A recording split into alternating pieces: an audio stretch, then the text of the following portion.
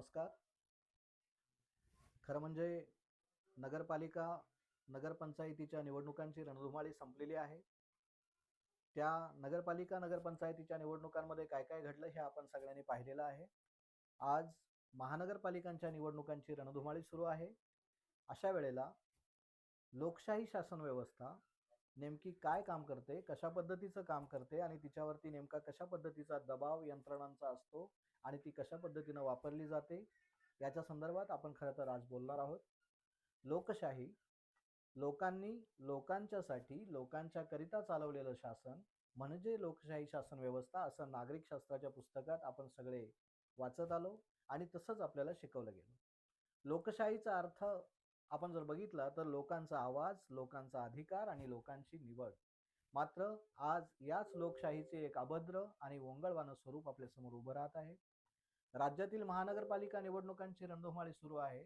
2च दिवसात मतदान प्रक्रिया सुरू होईल. मतदान आहे. पण जो प्रचार सध्या प्रस्थापित पक्षांकडून सुरू आहे, त्यात एकमेकांवर आरोप प्रत्यारोप करण्याशिवाय ठोस काही कुणी बोलताना दिसत नाही. निवडणुकीच्या राजकारणात मतदान ही महत्त्वपूर्ण प्रक्रिया आहे. मात्र अर्ज दाखल झाले त्यानंतर माघार घेण्याच्या वेळी धनशक्तीच्या जोरावर माघार घ्यायला लावून बिनविरोध निवडणुका करण्याचा नवा प्रकार घडला. 60 ते 70 अधिक नगरसेवक बिनविरोध निवडून आले आहेत. 29 महानगरपालिकांच्या तुलनेत हा आकडा छोटा दिसत असला तरी ही पद्धत लोकशाही शासन व्यवस्थेसाठी चिंता वाढवणारी बाब आहे. लोकशाहीच्या प्रकृतीवर प्रश्नचिन्ह उभी करणारी आहे. खरं तर वेगवेगळ्या कारणानं आधीच स्थानिक स्वराज्य संस्थांच्या निवडणुका घेण्यात खूप उशीर झालेला आहे. साधारण 5 ते 7 वर्ष या सर्व कालावधीमध्ये निघून गेलेली आहेत. त्यामुळं ह्या बिनविरोध निवडणुका ज्या केल्या जात आहेत त्यातून आपण विचार केला तर जर विरोधच उरला नाही, जर उमेदवार माघार घेत असतील तर याला निवडणूक म्हणता येईल का? ती लोकशाहीची थट्टा होईल. बिनविरोध निवडणूक म्हणजे नेमकं काय? विरोधक स्वेच्छेनं बाजूला झाले की त्यांची तोंड बंद करण्यात आली. ही कुठल्या छोट्या सहकारी संस्थेची निवडणूक नाही, ही महानगरपालिकेची निवडणूक आहे. आपल्या शहराचा कारभार कसा होणार आहे, कसा केला गेला पाहिजे हे ठरवणारी निवडणूक आहे. आज महानगरपालिका निवडणुका बिनविरोध होत असतील तर उद्या विधानसभा आणि परवा संसदेत ही अशी परंपरा सुरू होईल. भाजपला आधीच वन नेशन वन इलेक्शन याच्या आडून वन नेशन नो इलेक्शन अशा पद्धतीचा कारभार देशाचा करायचा आहे.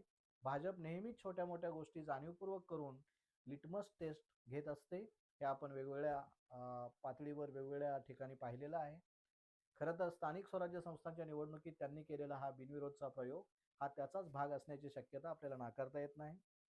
पण हा प्रश्न केवळ राजकीय नाही, तो लोकशाहीच्या अस्तित्वाचा आहे. कारण आज राजकारणात चांगला आणि वाईट हा निकषच पुसला गेला आहे असं आपल्याला दिसतं. एका बाजूला भ्रष्टाचाराचे आरोप आहेत, दुसऱ्या बाजूला सत्तेतील भागीदारी आहे. म्हणजे सत्तेत असलेले लोक एकमेकांवर आरोप प्रत्यारोप करून नुरा कुस्ती खेळत आहेत. या सगळ्यामध्ये वंचित बहुजन आघाडी हा एकमेव पक्ष आहे या महानगरपालिकांच्या निवडणुकीमध्ये एक निश्चित भूमिका घेऊन, लोकहिताचं धोरण घेऊन, नागरी प्रश्न सोडवण्याचा आणि शहरांचा विकास करण्याचा मूलभूत कार्यक्रम घेऊन जनतेपर्यंत जाताना आपल्याला दिसते. प्रस्थापित पक्षांची परिस्थिती आपण जर पाहिली तर ते विकासापेक्षा एकमेकांची उणीधुणी काढण्यात व्यस्त आहेत. प्रचारांमध्ये आपण हे सगळे आता पाहतच असू. आता त्यांना फक्त सत्ता गरजेची झाली आहे, त्यांना नैतिकता महत्वाची वाटत नाही. हे सगळं पाहताना प्रश्न उरतो की ही लोकशाही आहे की सत्तेची सोय? ही निवडणूक आहे की व्यवस्थेची तडजोड? जर विरोधच उरला नाही, जर मतदार फक्त प्रेक्षक बनला तर लोकशाही नावापुरतीच उरेल. त्यामुळे आम्ही भारताचे लोक म्हणून वेळीच सावध व्हायला हवं. कारण लोकशाही जिवंत ठेवणं ही देशाची जबाबदार नागरिक म्हणून आपली सगळ्यांचं कर्तव्य आहे. संविधान आणि लोकशाही हा सर्व भारतीयांचा श्वास आहे. त्यामुळे आता महानगरपालिका निवडणुकीसाठी मतदान करायला जाताना लोकशाही जिवंत ठेवण्याची जबाबदारी आपल्या सगळ्यांच्या खांद्यावर आहे. लक्षात ठेवून मतदान करा.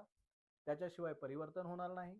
कारण शासन व्यवस्थेचा डोलारा जिवंत ठेवण्याचा आणि तो साबूत ठेवण्याची जबाबदारी आपल्या सर्वांची आहे.